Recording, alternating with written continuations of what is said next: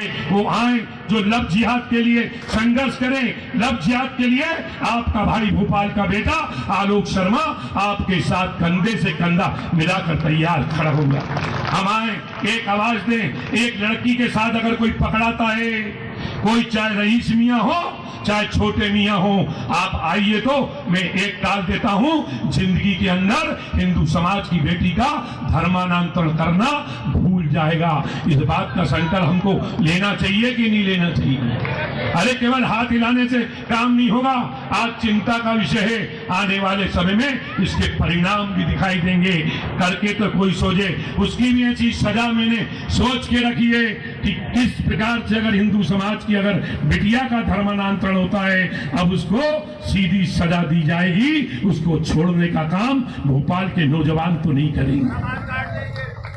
हाथ काटने से नहीं होगा, उसके साथ तो क्या कार्रवाई होगी, इसके लिए समाज को तैयार होना चाहिए। इस प्रकार के कार्यक्रम हमको करना चाहिए। छोटे छोटे चीज के लिए मैं युवा युक्ति सम्मेलन कर रहा हूं, मैं ये कर रहा हूं। अरे उठो भाई, ये भी करो, इसको स्थान बनाओ। ये स्थान केवल किसी एक व्यक्ति का स्थान नहीं है, सबका स्थान है। सब लोग मिलकर एक कार्यक्रम बनाओ, बड़ा कार्यक्रम करो। आने वाले दिनों में पुराने भोपाल की बड़ा चिंता का विषय हो रहा है। पुराने भोपाल से हिंदू समाज के लोग पलायन कर रहे हैं, डेमोग्राफी चेंज हो रही है। हिंदू लोग मकान बेच बेच के जा रहे हैं, दुकानें बेच बेच के जा रहे हैं। चिंता हो रही है, मुस्लिम आबादी बढ़ रही है, हिंदू आबादी घट रही है। इसकी चिंता कौन करेगा?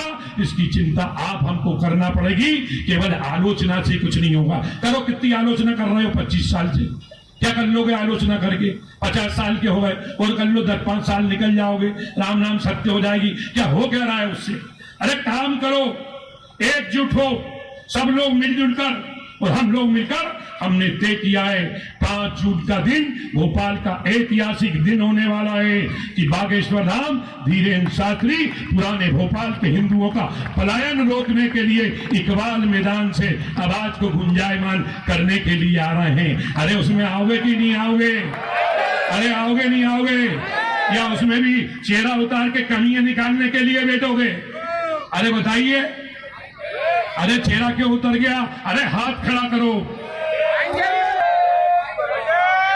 क्योंकि इस भोपाल के बेटे का भी और दाढ़ियों से मुकाबला करने के लिए हुआ है। हम छोड़ने वाले नहीं हैं। कौन लोग ये योजनाबद्ध तरीके से हिंदुओं को प्रताड़ित करते हैं, हिंदुओं के ऊपर तलवार चलाते हैं, हिंदुओं के ऊपर मांस के टुकड़े फेंकते हैं, किस प्रकार से उनकी गाड़ी की टक्कर मारते हैं। मैं पूरे के पूरे आंकड़े जुटा रहा हूं। भाई साहब यहाँ पे बैठे हैं, राजेंद्र शर्मा जी भाई साहब, पचौरी जी भाई साहब, आपका आशीर्वाद चाहिए। आप इस भोपाल के क्रांतिकारी नेता रहे हैं, आपका आशीर्वाद हमको चाहिए। कैसे पुराने भोपाल से पलायन होगा?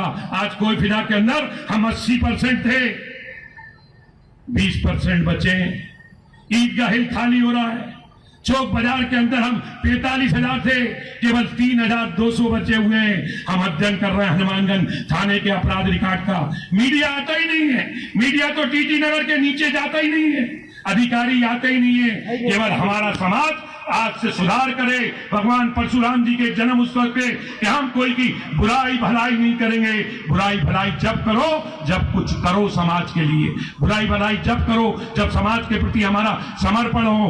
बड़ी लड़ाई लड़ना है, ये छोटी मोटी लड़ाई लड़ने की वो नहीं है। इसलिए भोपाल के अंदर आने वाले 5 जून को हम सामाजिक समरसता का बड़ा कार्यक्रम भी धीरेन्द्र शास्त्री जी के नेतृत्व में करना चाहते हैं। और मैं तो चाहता हूं एक कार्यक्रम तो हमारा गुफा मंदिर के ऊपर बने।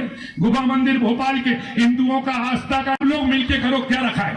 सब लोग एकजुट होकर रखो। आने वाला समय हमारे लिए बड़ा चैलेंज है, बड़ी चुनौती है।